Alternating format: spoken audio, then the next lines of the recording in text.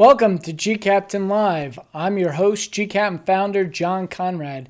Today's episode, we're going to take a look at the Maersk Tripoli, the largest container ship in the world, version 2.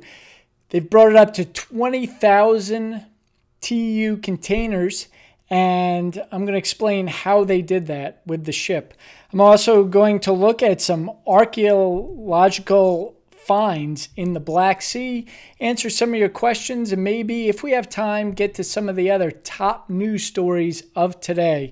I have a few things I want to announce. First, an apology for last Friday. Any of you saw the episode live, wondering where the audio quality, it was horrible. I didn't notice it in here, but I went back and listened to the live recording afterwards, and there was this, I don't know how to explain the sound, very annoying sounds coming out of the computer.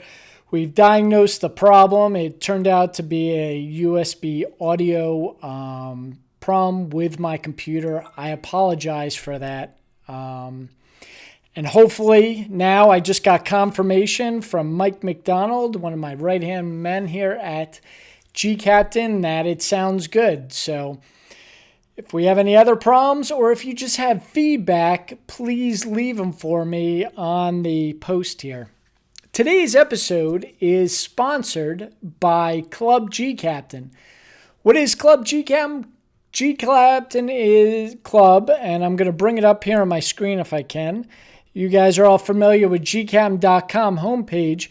To access the club, you bring your mouse right in here, and let me zoom in and click on it. Club gCaptain is a value added for members only. It is just $10 a month, or if you purchase 10 months in advance, you can get Club gCaptain for $100 a year. This is one of my personal projects that I pushed out with gCaptain. Every week we find these amazing news articles as we scour the web, and we've built a lot of technology into our search engines to be able to find amazing stories. We track social media metrics, we scour the web, and we have a lot of relationship with interesting people. We also, I want to show you this real quick. If you go back to gCaptain, we have this great place. If you scroll, all the good links, the most important links are on the top here. We have this submit a link where readers send us news and information that they find from around the web. Now, we don't have the time and the resources to be able to share everything on the gCaptain news site every day, and that stuff gets put in the gCaptain Club newsletter, which Mike McDonald publishes every week on Friday. There's also in the club, when you're working out at sea, you're out on ships, your gear is very important. Even if it's something simple as a camera or an iPhone app, you're not able to download new things. You're not able to get a new camera when you're out at sea. We wanted to just give you a little insight into what we use here in gCaptain, and also vet some of the products and equipment that you guys use, and the stuff that we post to the club every week. It goes out in a newsletter, is great stuff that we use, and we're confident it'll serve you well if you use it right when you're out at sea. So for just $10 a month, join the club. A lot of extra things. We also give away some freebies right now. If you join the club, you get a PDF copy of my book, Fire on the Horizon, completely free. And here's a little secret tip. Don't tell Mike McDonald I told you this, but you can sign up for 14 days. 100% free, download my book, and then you can cancel your membership if you don't like the newsletter this Friday. So don't share that with a lot of people. I'm not supposed to be telling you, but free opportunity to get a book, and there are some other freebies in there. My next book is about to be released, and I'm going to release it first to gCaptain Club members. It's not 100% maritime related, but it's going to give you some of the tools to help you in your career and your life. So I'm real excited about that. Again, just go to the top of gCaptain, click on Club, and you press this button down here to join, and you get a free 14-day trial. All right. Next thing on the news, I want to talk about the Maersk Tripoli, the largest container ship in the world. All right. Maersk invited me to South Korea for the launching of the very first Tripoli class vessel. This is an enormous vessel. I have some of the stats here. It is 399 meters long, which is 1,300 feet, and it's 58 meters wide. The beam, 58 meters or 190 feet. I was talking to a U.S. Navy guy about this, and he was talking about some of the complexities of the aircraft carrier. And I said, this is large. This ship is larger than our largest aircraft carrier, and it's only run with 20 to 25 people on board, where the Navy requires between 5,000 and 6,000 to run the aircraft carrier. They have some neat technology inside of this Tripoli, but right now they announced launching the version 2. So if we come back to gCaptain here, let me click it first. This was actually a story that came out on Friday, but because we had audio problems on Friday, many of you did not catch the story. So I wanted to share it again here on gCaptain Live. So here are some of the Tripolis under construction at DSME Shipyard in 2014. And this story comes to us from the Lodestar. The Lodestar are one of our content partners. We don't write all the stories at gCaptain ourselves. Some of them are outsourced to people who we trust, who we know get the news stories right. And there's a lot of misinformation out there in the news, but our partners, the Lodestar, they have lots of years of experience in the shipping industry. They also do airline freight and all sorts of cargo. They're really great people. And they bring us this story about the new rumors about the Maersk Line second generation Triple E class. All right, so small changes to the Triple E have allowed them to bring the capacity up to 20,000 TEUs. TEUs, for those who aren't familiar, are 20-foot equivalent units. Most containers are 40 feet. A TEU is 20 feet long, so 20,000 20-foot containers can be put on this ship. And how are they going to do it? And to help show you how they're going to do it, Mike McDonald's son, I brought this, I think, on gCaptain Live episode 2.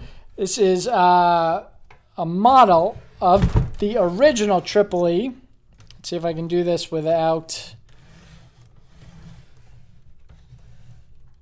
it tipping over.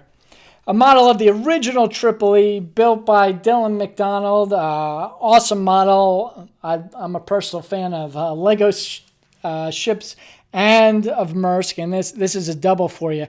But this model is going to allow us to show you what they did to put so many additional containers on board this vessel. Now, the first and how they got the most number of containers out is there is a new draft. So the draft, the depth from the bottom of the vessel up to the markings, how far low in the water it can sit, is additional 50 centimeters. So now the ship is capable of sinking down to a total draft of 16.5 meters in the water. Now that doesn't sound like much, 50 centimeters, but when you're talking about a 300-meter ship, that allows them to get an extra row of containers above. and which is impressive. But when you start putting an extra row of containers on, there's a problem with visibility from the bridge. They can't stack too many containers up and still be able to navigate the vessel.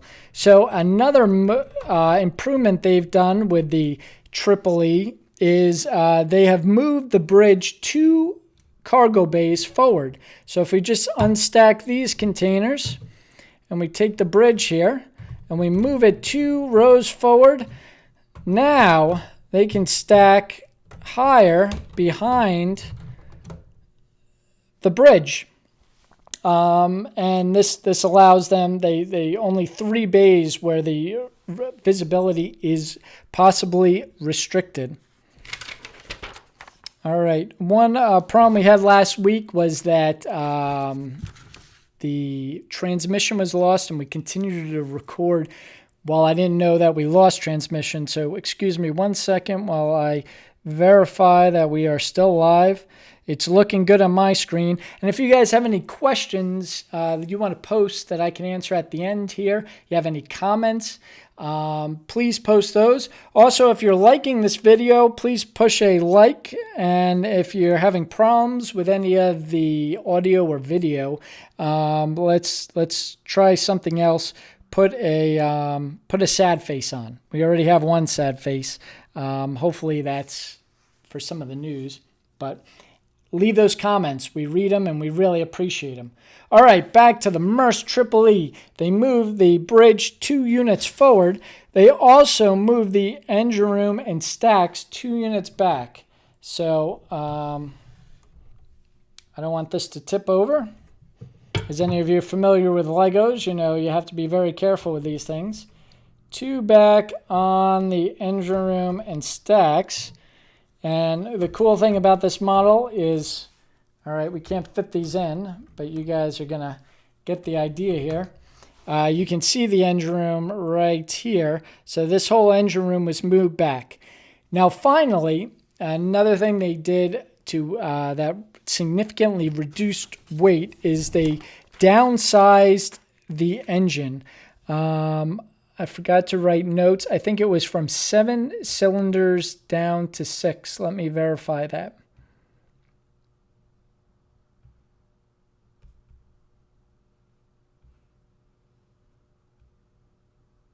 8. Down from 8. They started with 8 cylinders. They have gone down to 7.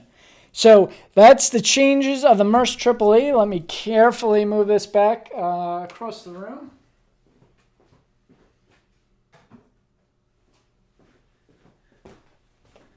And our stand. All right, we're good to go.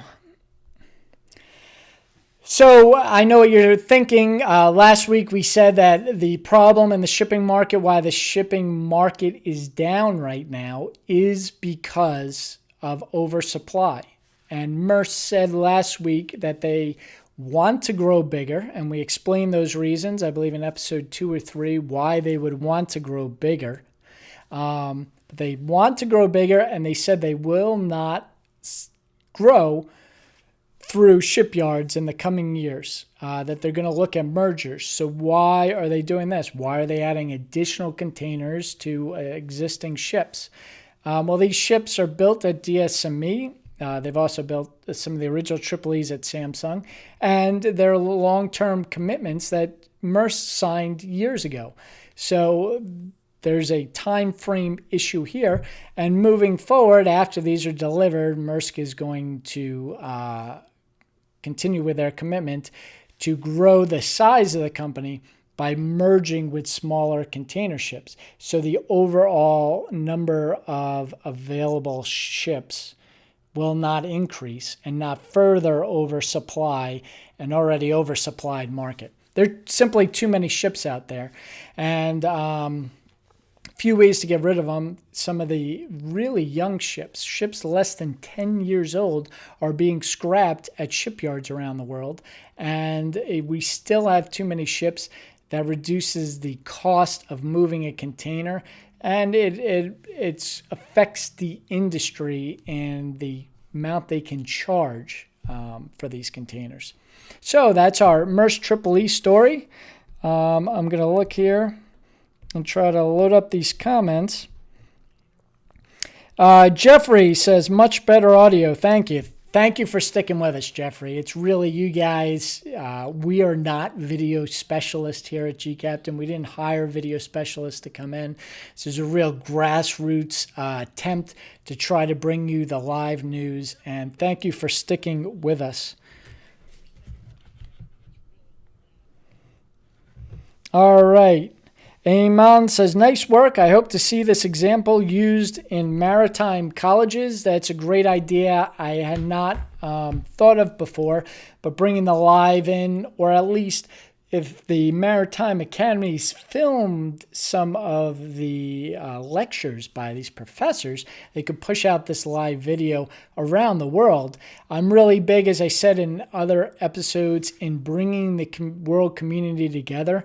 A lot of the information and news we get at gCaptain are from international mariners from places around the world, and U.S. mariners all working together to send us news and information and help me and my team. Mike Schuler, our editor-in-chief, does an excellent job bringing these people together. And yeah, that's a great idea. Jonathan says, still have to build my Lego Maersk. Well, it's Christmas is around the corner, Jonathan. If you don't get to building it, I'm sure there are lots of kids who would love that under the Christmas tree. Francis says, is there truly a need for larger container carriers? I've been hearing news of the ships we have now being unable to load themselves. As I said, this comment came before I got to that point of Maersk saying that they are not going to increase the size of ships, then going ahead and doing that. Well, it takes time. You are absolutely right. We have too many ships that can carry too much cargo.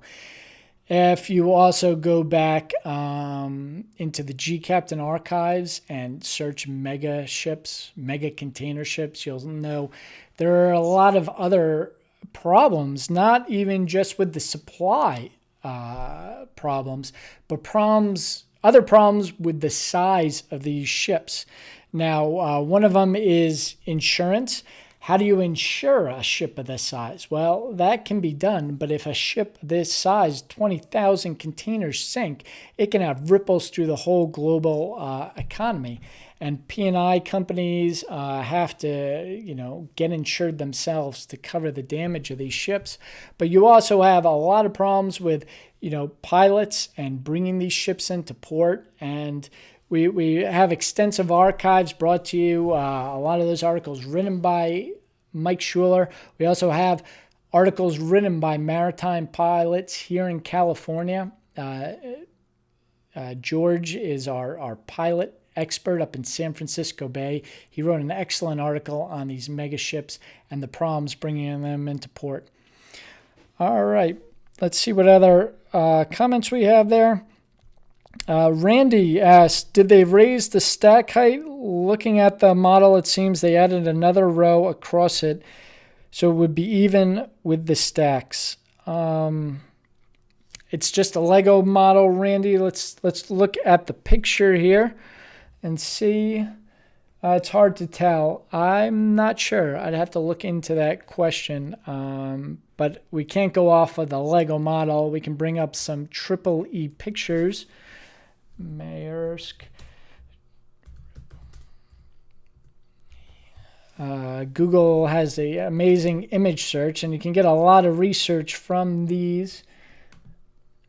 Well, it looks like there is some room. I don't know how high this is. I'd have to count the containers, but it looks like there is some room with the stacks. And raising the stacks is not a major concern, strategically building it. So I'm not sure, but it's possible. Jonathan asks, comments, what is rarely factored in is that while box rates get better, it is partially offset by higher port costs for the infrastructure they will need to accommodate these larger vessels. So, yes, the ports have had to invest a significant amount of money into larger cranes and more powerful tugboats. I was just down in Long Beach, which welcomed the Benjamin Franklin container ship by CMA CGA, French container line, and they've invested heavily in pilot training, new port facilities, new cranes, longshoreman training, and they have a whole new set, new tugboats, and they have a whole new set of fireboats and able to respond to a fire on board these container ships, as well as other problems around the port. So there are a lot of logistical problems, Jonathan is right, associated with these mega ships. It's a complex problem. Another problem that is complex is and are directly related to these mega ships is offload pace. How quickly do the longshoremen work in unsecuring the cargo and moving it off and repositioning around the port? United States does not have the fastest container port transfer rates. We're highly unionized in the United States. There are union rules in part to prevent some of this, that prevent them from increasing the speed. And there are other countries that with higher level of technology within the ports and faster operations. So, one of the important things about the economics of shipping, the economics of offshore oil, and the economics of our industry is, I was just reading a book about commercial fishermen, and they said, hey, we're not making money if the nets aren't wet.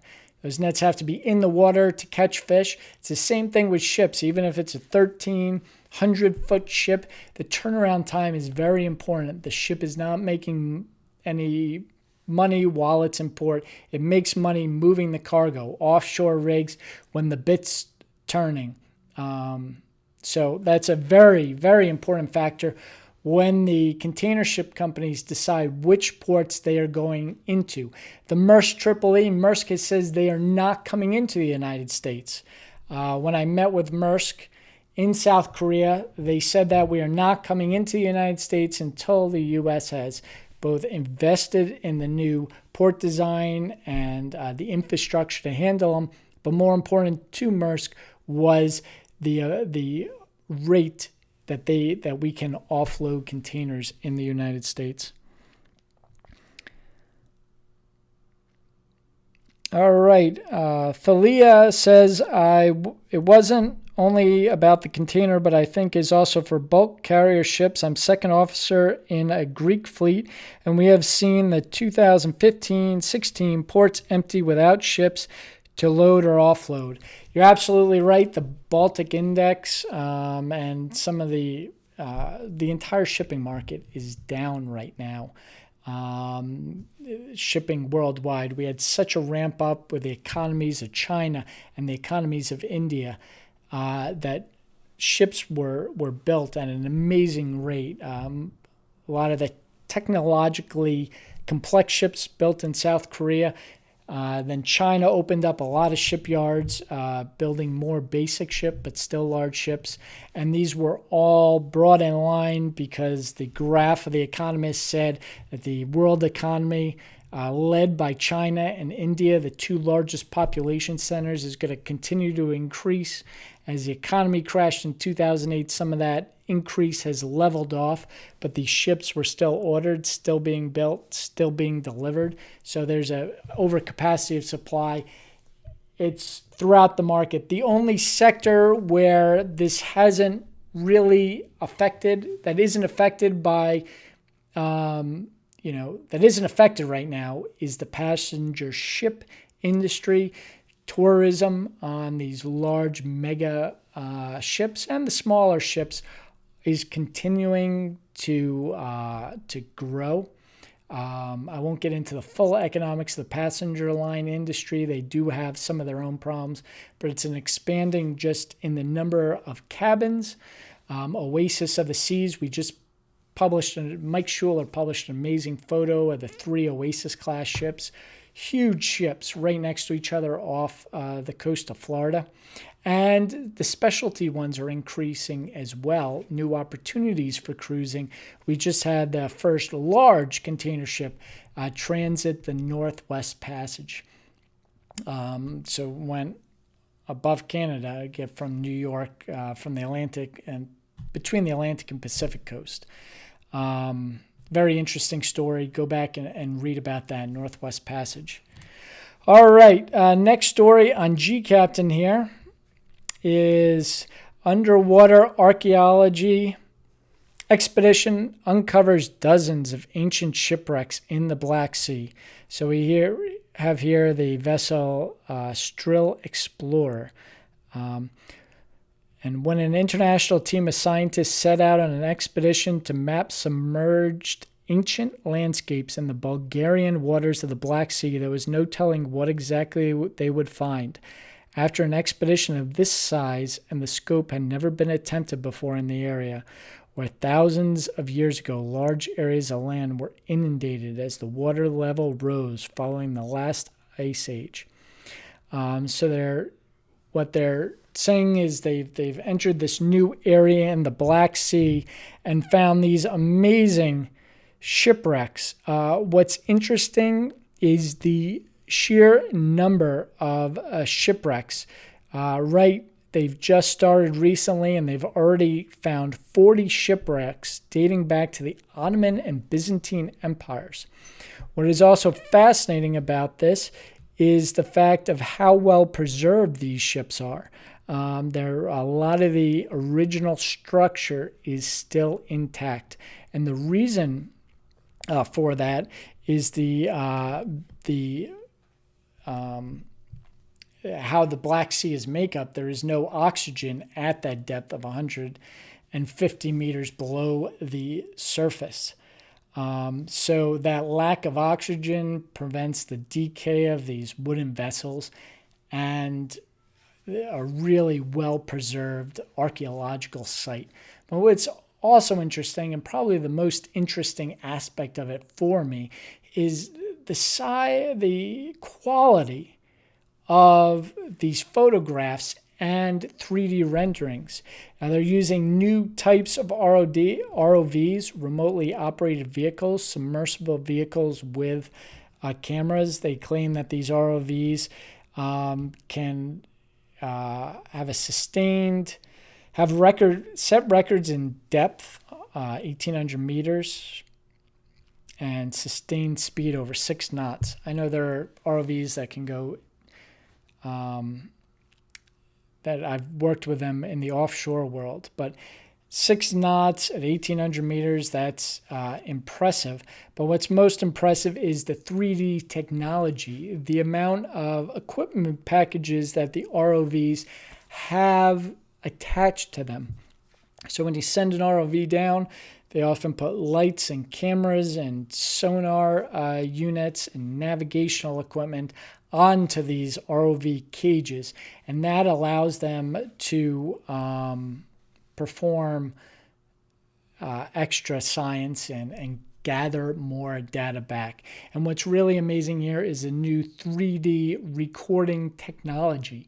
So they're able to precisely map out the 3-dimensional structure of these archaeological sites before they damage the sites. Why is this important? Well, it's very difficult to recover, especially the sheer number of ships that they've found, these 40 ships.